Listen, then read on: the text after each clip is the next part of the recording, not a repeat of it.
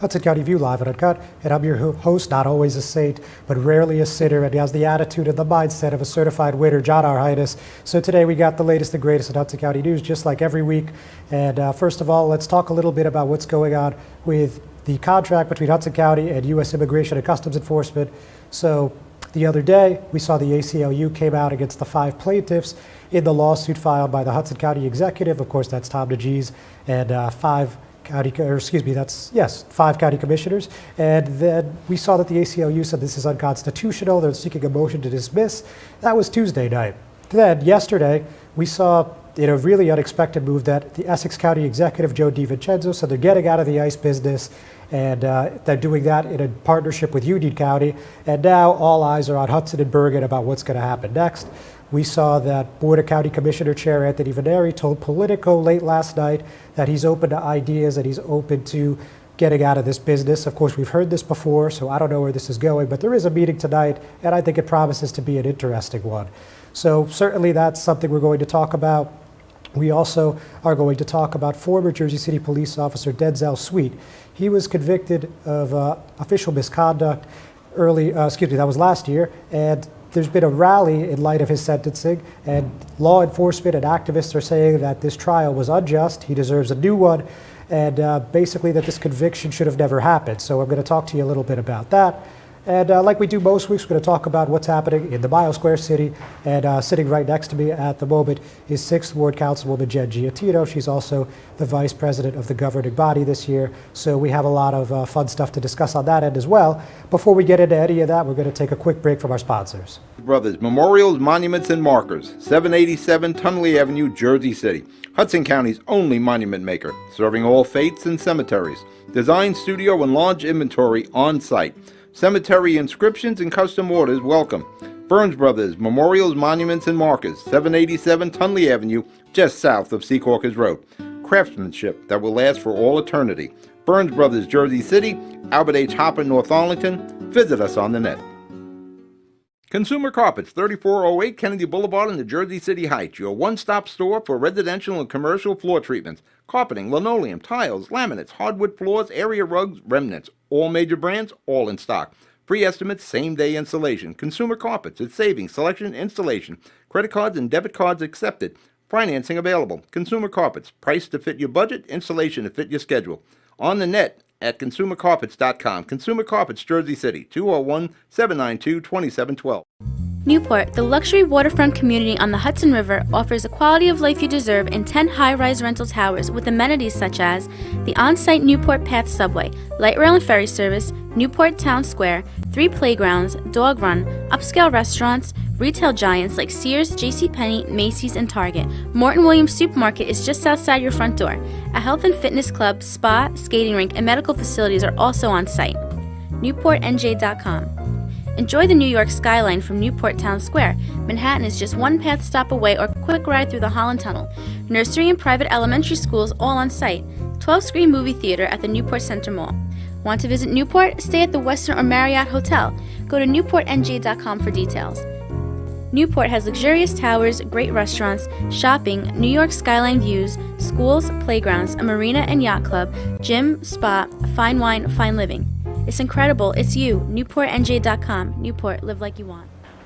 Hudson County View live at Uncut, John R. Highness. And as I just mentioned a few moments ago today, I'm joined with Hoboken 6th Ward Councilwoman Jen Giattino. Councilwoman, thanks for coming in. Appreciate it. Thank you for having me. Of course. So obviously we heard quite a few things out of the Mile Square last week. So first and foremost, something that actually made the TV networks, at least one, was the situation with the Airbnb and First Ward Councilman Mike DeFusco. So, you know, obviously he had been renting out his home about a couple dozen times, give or take, over the course of the pandemic, I believe starting in August. And, you know, he defended his position, of course. He said that he's been accessible to residents. And he said that, you know, this was still his primary residence. It would be preposterous to say he lives elsewhere, so on and so forth. You're quite familiar with the story. So just what was your take on this whole turn of events? I think if we weren't in pandemic time and he had been out of Hoboken for a year, not during pandemic time, I would have a different opinion, but I feel like 50% of the people I know in Hoboken have actually gone elsewhere during the pandemic. I never had a constituent say anything to me that he wasn't accessible. He's on all our Zoom meetings. We're all sitting in our own home anyway. I think if City Hall was open, that would be another story too, if we were meeting in City Hall, but I think people just needed to do whatever they needed to do to get through this, and I'm not going to judge anyone. So as far as you're concerned, no harm, no foul. Yep. All right, very good. So Ned, let's go to the council meeting where certainly you had a lot to say, and among others, but starting with McSwiggins and this whole parklet situation, obviously this isn't new, right? We saw this last spring and last summer, but I think the thing that made this a little different was the build out didn't have input from residents, and that certainly made some people upset. We heard that during the public comment, and then we heard from Corporation Counsel about whether or not this was state or city law, and he seemed to change his position on that. So just tell me how this came to light and why this was a big issue for you. I've had a lot of the residents on Bloomfield between First and Second reach out to me about the parklet. I'm very supportive of parklets. I've publicly said many times I'd like parklets to stay forever.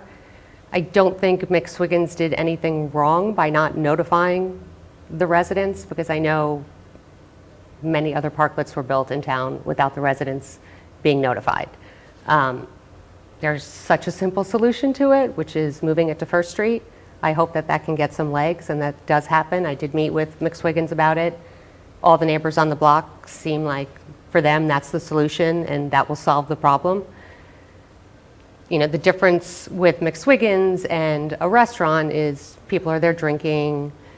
They tend to be a little bit louder. When people are in a neighborhood just sitting and dining in a restaurant, it doesn't interrupt the quality of life of the residents. And the people on that block feel that this really interrupts their quality of life. Like I said, super easy solution, move it to First Street. Very good. Now, one thing during the discussion, at least last week, was Corporation Counsel at first seemed pretty adamant that they were just following the state guidelines put forth by Governor Murphy, and by the time, about an hour later... After Councilwoman Fisher was done with them.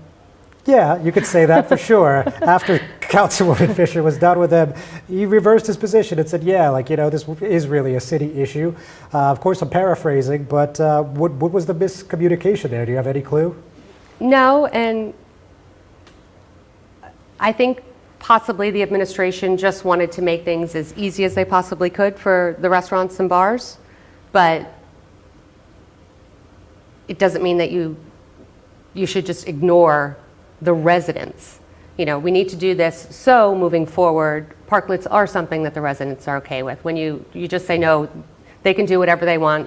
We have 15 days, I think they said we have 15 days to approve it, and they can put it in the street if they like, which everyone knew to be false. I don't know why they kept pushing that narrative, but I was just happy in the end that Corporation Counsel agreed with some of the members of the City Council that no, a restaurant or bar does not have the right just to put something in our city streets. So moving forward, how would you like to see this process of building a new parklet go, whether it's through the council or the administration or a collaborative effort? What do you think is the right approach here? I do think it should be collaborative. I mean, you definitely need the zoning officer involved. Director Gonzalez she really has been amazing with helping the restaurants and bars to understand exactly what they need to do. But I think we need to have different guidelines, like design guidelines for the parklets. You can tell that the ones that are very pretty, those neighborhoods don't seem to mind them at all because it's almost a welcome addition to the neighborhood. So there have to be design guidelines. The cost structure has to change. Right now it's 50 cents per linear foot, which I am totally supportive of. To be honest, I wouldn't even care if they didn't pay during this time, to make sure they have solid footing moving forward, and anything, we can do to help them retain some revenues, I am 100% supportive for. I would actually think we could use COVID money for that as well. But when the pandemic's over, clearly it's not going to be, I don't know what the price is, but it's not going to be 50 cents per linear foot. It has to be something that makes sense economically for the city. Sure, fair and equitable for everyone. Great timing. We actually got to take a break from our sponsors. We'll be right back.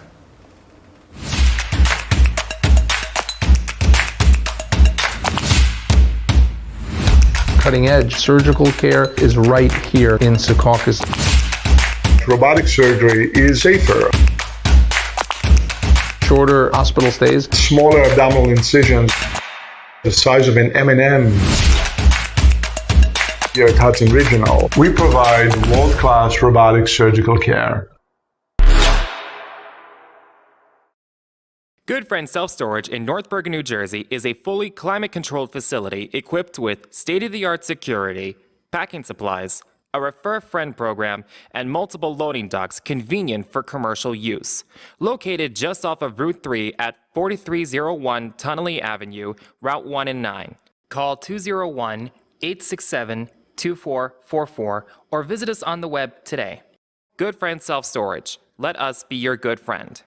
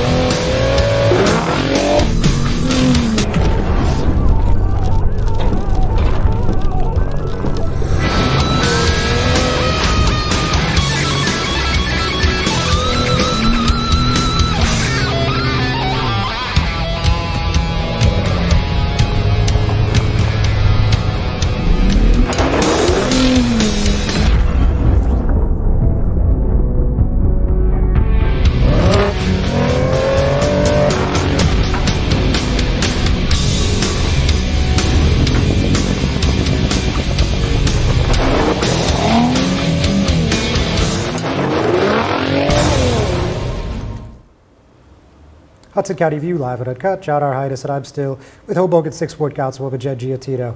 So, obviously, that wasn't the conclusion of the conversation there. I mean, we talked about, the logistics and the policy end, but, well, I don't know where you'd put this. I guess we'll call it the nitty-gritty politics, but you were talking about a meeting you were sitting in that involved Assistant Corporation Counsel John Allen, Mayor Ravi Bali, yourself, and others from the bar and restaurateur section of Hoboken. And at that meeting, you pointed out that John referred to himself as some sort of liaison to the mayor, and you were trying to get an answer from Corporation Counsel if that was appropriate. He said he wasn't really sure. He'd have to hear the particulars, something along those lines. Can you give us a little more color on what exactly happened at the meeting you were referencing? But to be clear, it was the mayor that said John Allen was his liaison. He said to the restaurant and bar owners, if you have any issues, concerns, you need any help with the restaurants or bars, your restaurant or bar, reach out to John Allen. He is my liaison. So it came directly from the mayor. And when I heard it, maybe for like 10 seconds, I didn't really think anything about it. But then literally the next couple days, it just was, I said this in the council meeting, it was like eating at me. It was. I just felt like I'm a council person. I have a moral and fiduciary responsibility to the city. And this doesn't seem like it's appropriate. And is it putting the city at risk? I mean, these are all questions I have. I don't know the answer. But I was hoping that Corporation Counsel would give that answer to me. I mean, does our insurance carrier know that the ABC board attorney is also the liaison to the bars and restaurants, and are they fine with that? Or are they not fine with that? Now, obviously, this was over a week ago. Have you heard anything further from Corporation Counsel or the law department? No, nothing at all. Okay. And nobody else has weighed in on this either? No, no one. Okay. Well, I mean, I imagine that's probably not going to change in the foreseeable future. So, I mean, do you have any recommendations, suggestions, or thoughts on what could possibly be done here? Yes, they should they should just remove him as the ABC board attorney. If the mayor wants him to be his liaison, he should not also be the ABC board attorney. All right. Well, yeah, that sounds like a fairly simple remedy. I guess we'll see what happens in the coming days and weeks. But beyond that, let's talk a little bit on a broader picture here. Obviously, we had a bit of a discussion about the parklets. We're hearing it pretty much almost every day about how Governor Murphy's going to open up New Jersey, and we're going to return to normal. Obviously, people are getting vaccinated. We're over 50% in New Jersey, according to the governor. So, what do you think that looks like, and what do you think that means for Hoboken? I think it was yesterday that you're allowed to, if you're vaccinated, you don't have to 2 days wear ago. a mask. And I went to the dog run, and it was interesting because everyone still had their mask on. But then today, when I went, and people are definitely staying 6 feet apart from one another, but I would say it was 50% without a mask on. And there's definitely like a very positive feeling that we're on, we're approaching the end of this, or at least moving in the right direction. Hoboken really, really needs things to, everyone does, but our town, I feel like our town, it's a place where people go to eat, it's a place where people go to shop. Opening up, once everything's opened up again, I think, one, you'll start to see all the businesses at least making money again. Excuse me, one issue they are having though is employing people, and I don't know if that carries forward. I know like lots of the restaurants are having a really hard time getting staff right now. So who knows what that looks like, but overall, obviously it's a good thing. We're moving in the right direction. It's nice to see not so many cases all the time, every day. It's nice to see, older people out and about because they've been stuck in their home for a year. And unfortunately, many of them live alone. And I think it was really depressing for a lot of people, which actually brings me to Mike DeFusco. When I think about Mike DeFusco and everyone trying to judge him, he lives alone. I don't live alone. I'm dying to be alone. I have 4 other people in my house. I don't know what he's experiencing. But I think for people's mental health, this is very much needed. So on that point, your colleague and your friend, Councilwoman Fisher, she made a similar point, and she basically attributed all of that to election season politics. Now, needless to tell you, pretty much every week feels like election season in Hoboken, but right now the mayor's running unopposed despite having vocal critics on the council and elsewhere. So what do you make of that, and where do you think this goes, and where does that leave you at the end of the day? What do you mean by where does it leave me? Well, would you ever consider running again in this election cycle? I would consider it. I've talked about it with my husband. I do still think I'm focused on getting through COVID right now, and my son is graduating high school, and on Friday's his last day, and getting to the end of the year, and probably going on a nice vacation with my children, and then I'll have a real discussion about it. And I do think that there'll be people on the council that are running. I think everyone's in a very similar mode that I'm in at this particular moment. So you're banking on the incumbent not running unopposed? Yes, I can't see that happening. All right, very good, Councilwoman. Thank you again for your time. We appreciate it. Ladies and gentlemen, thanks for watching. We're not done yet, but we are going to take another break. Pen and Pencil Properties, Jersey City. Shaping the workplace with state-of-the-art office spaces that address your company desires. Building residences that define your home environment, adjacent to all modes of transportation with on-site parking available. The right address, the right lease. Call 201-521-9000 or visit online at penandpencilproperties.com. Stevens Jersey City Ford, located right off of NJ 440 North. Across the Hudson Mall is your one stop for all your automotive needs. Check out Ford's latest models like the 2020 Ford Fusion with its stylish looks and hybrid options, or the unparalleled high-performance 2020 Ford Mustang. The 2020 Ford F-150 Raptor is ready for those rugged off-road terrains with trail control. Need a mid-sized truck for your towing and hauling? The 2020 Ford Ranger will deliver. The 2020 Ford Escape is a luxury SUV that was made for comfort and adventure on the go. Returning is Ford's legendary Bronco, which takes you back to the true meaning of off-roading. They are now available for pre-order in our showroom or on our website. Let us help you find your next vehicle. Stevens Jersey City Ford, 201-432-7272.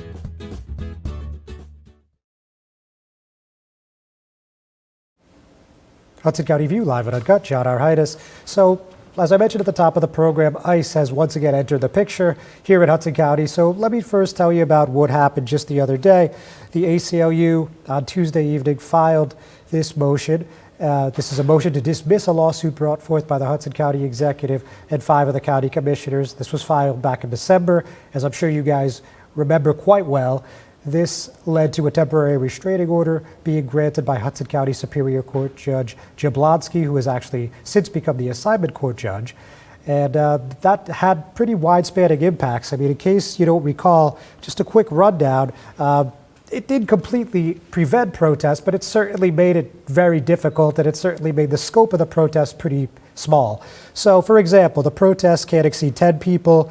Protesters cannot come within 200 feet of the county executive's property over there on the Jersey City Heights. Picketing could only occur between 7 p.m. and 8 p.m. Protests could only take place once every 2 weeks. The Hudson County Sheriff's Office must be notified 24 hours prior to the start of any protest. So obviously, you know, that's pretty specific, and that was something that the people who had been protesting this ICE contract for many months did not want to hear. And actually, the day that the TRO was issued, we saw a handful of people arrested. They were held in contempt for violating the TRO. And with all that, the ACLU has had this to say. This case is about the people's right to speak and protest against a government policy. Our clients were using public sidewalks to express themselves and should be subject to the same laws as everyone else who uses them. And that's from the ACL-NJ legal director, that's Jean Locicero. And she went on to say these officials went to court to insulate themselves from opposing views. It's not just a misuse of public resources, it's also unconstitutional. Obviously pretty strong words. And beyond that, we also heard from the executive director of the ACLU, of course, the New Jersey chapter, that's Amal Sinha, and he said, with these extreme restrictions in place, it's clear that for this targeted group of people, speech is no longer free. Government officials cannot single out one cause to silence. Hudson County officials cannot criminalize views they oppose and silence opponents of the ICE contract throughout the entire county. It's a long brief, it's 69 pages, and it goes on to talk about how the defendants have suffered harm, you know, physical and emotional stress as a result of this. And, you know, there's a number of other things they talk about too.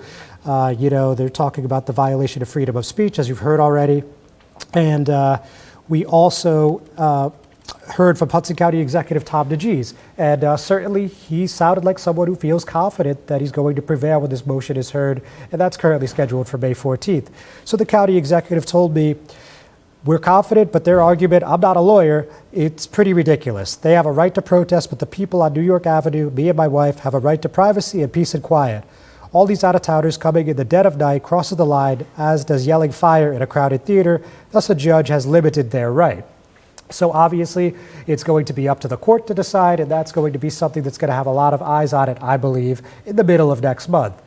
With that in mind, what was really interesting, less than 24 hours later, again, we heard from Essex County Executive Joe DiVincenzo saying that they were getting out of the ICE business and they were going to team up with Union County to offset some of the costs and to continue doing a deal that involved incarceration. So basically what I'm saying is they're going to be replacing the ICE detainees with inmates from Union County. Their jail is going to be closing in the foreseeable future. Now, some activists that have spoken out against ICE said that they didn't like this decision because it is still relying on incarceration, and basically they thought there could have been some more forward thinking, especially in light of funding provided through President Joe Biden's American Rescue Plan. So what's going to happen in Hudson? Well, it's hard to say exactly right now, but I can tell you that the Board of Commissioners is meeting tonight at 6 o'clock, and that'll convene on Zoom. The link is on their website.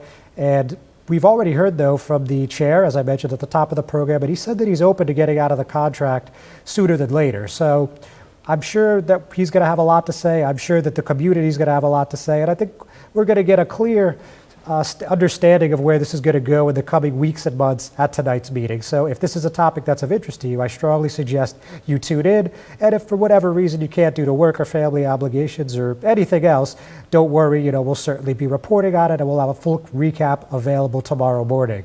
So I just want to, before we go to our last break, I just want to touch on something out of East Newark. I know we don't get a whole ton of news out of West Hudson, but we actually had a Superior Court of New Jersey Appellate Division ruling out of East Newark last week. Doesn't happen often, but exactly 7 days ago, they ruled that the Board of Education referendum will not be on the November ballot. And the reason being was essentially that the clerical errors were not addressed properly. So what I mean by that, if you look at the decision from appellate judges Michael Oster, Allison Accurso, and Francis Vanoia, They explained, the clerk rejected the question as ultimately based on Executive Order 177, which shortened the deadline to submit public questions to August 31st in order to allow enough time for the county clerks to print and mail the ballots to voters in the November 3rd, 2020 general election.